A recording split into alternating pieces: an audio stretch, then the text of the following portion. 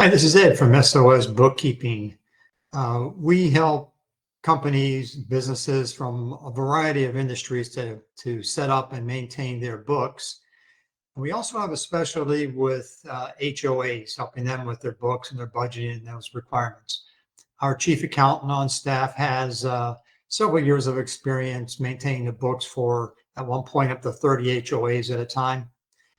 Personally, besides my extensive accounting and finance background, I've been the president and/or treasurer of HOAs in which I've lived for several years.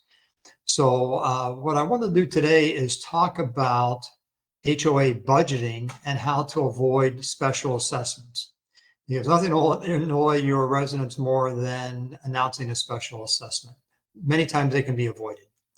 So while many states have laws requiring HOAs to prepare a budget, as you know, it's difficult to state a specific number because of the variety of requirements that vary from state to state and the general laws about budgeting.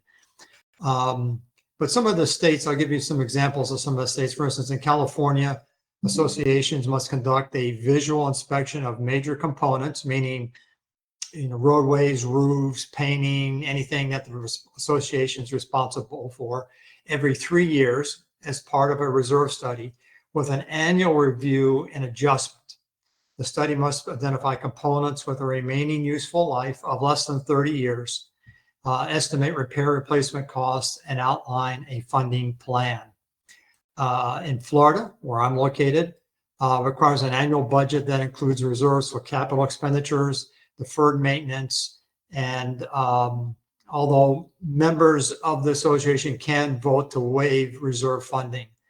In Washington State, associations are encouraged to perform reserve studies every 3 years, unless doing so will impose an unreasonable hardship, and with annual updates. Colorado, associations must prepare reserve studies for the portions of the community they maintain, repair, replace, and improve.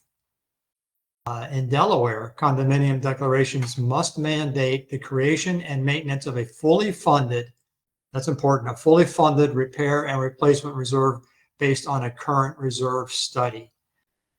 In Maryland, condominium governing bodies must conduct a reserve study by, October of 2023, if it wasn't done prior to 2028, with updates every 5 years thereafter. In Nevada, associations are required to conduct reserve studies at least every 5 years with annual reviews to assess sufficiency and to make necessary adjustments. Virginia, associations must conduct a reserve study at least once every 5 years to determine the necessity and amount of reserves required to repair and replace common elements.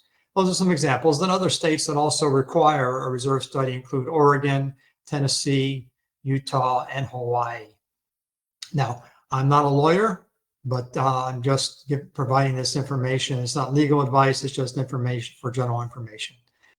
So let's talk about what a reserve study is.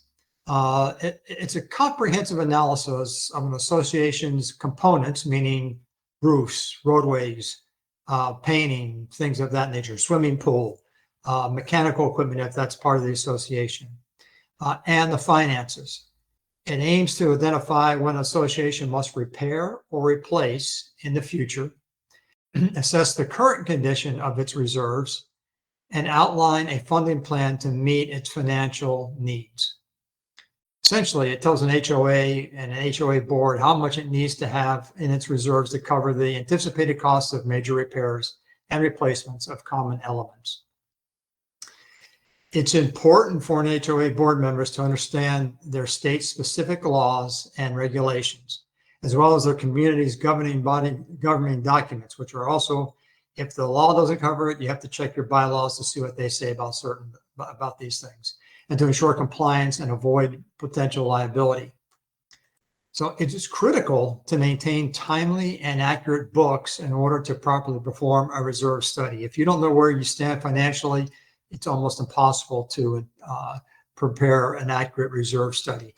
And that's where we are very helpful in getting your books in order and up to date and helping you with the reserve study. And this will help the board to determine the proper amount of the regular assessment and help to avoid the surprise of having a special assessment, which none of your residents will appreciate. So I hope you find that helpful. If you have any questions, feel free to get in touch. Thanks.